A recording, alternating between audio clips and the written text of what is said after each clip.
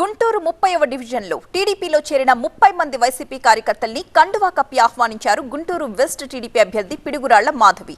రోజు రోజుకు ప్రజల్లో టీడీపీ బలం పెరుగుతోంది అన్నారు. వైసీపీ అరాచక పాలనతో విసిగిపోయిన యువత కూటమిలో చేరుతున్నారని అన్నారు మాధవి. రాష్ట్రాన్ని జగన్ 25 సంవత్సరాలు వెనక్కి తీసుకెళ్లిపోయారని అన్నారు మాధవి. రాష్ట్రం మొత్తం పశ్చిమ నియోజకవర్గం వైపు చూసేలా అభివృద్ధి చేస్తానన్నారు మాధవి.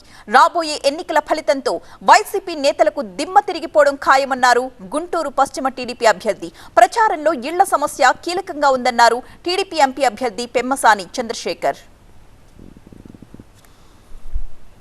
లోని చెరువు దగ్గరికి ఇప్పుడే సందర్శించడం జరిగింది. ఎన్నో రకాల సమస్యలు ఉన్నాయి. డ్రైనేజీ వాటర్ ఆ చెరువులో కలవడం జరుగుతుంది.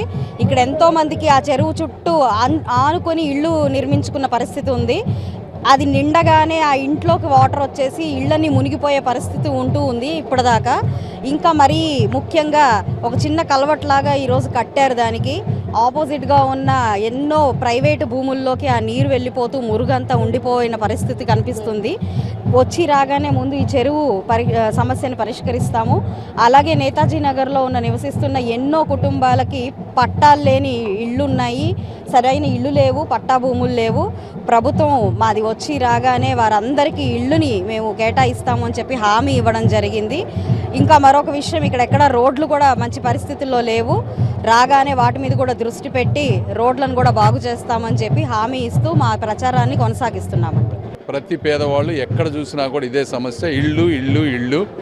వాళ్ళు ఎందుకంటే వీళ్ళు 5,000 6,000 జీతాలతో బతికే వ్యక్తులు ఇళ్ళు కట్టుకోవడం అనేది వాళ్ళ జీవితం మొత్తం ఉన్నా కూడా సాధ్యమయ్యేటువంటి పరిస్థితి కాదు. ప్రతి మహిళ యొక్క కోరిక ఇళ్ళు అనేది వాళ్ళ పిల్లలతో ఉండడానికి. అది మాత్రం తప్పనిసరిగా తెలుగుదేశం పార్టీ టిట్కో ఇళ్ళు కానీ లేకపోతే కనీసం 2 సెంట్ల స్థలంలో కానీ ఇళ్ళు ఒకటి చేసేటువంటి కార్యక్రమం.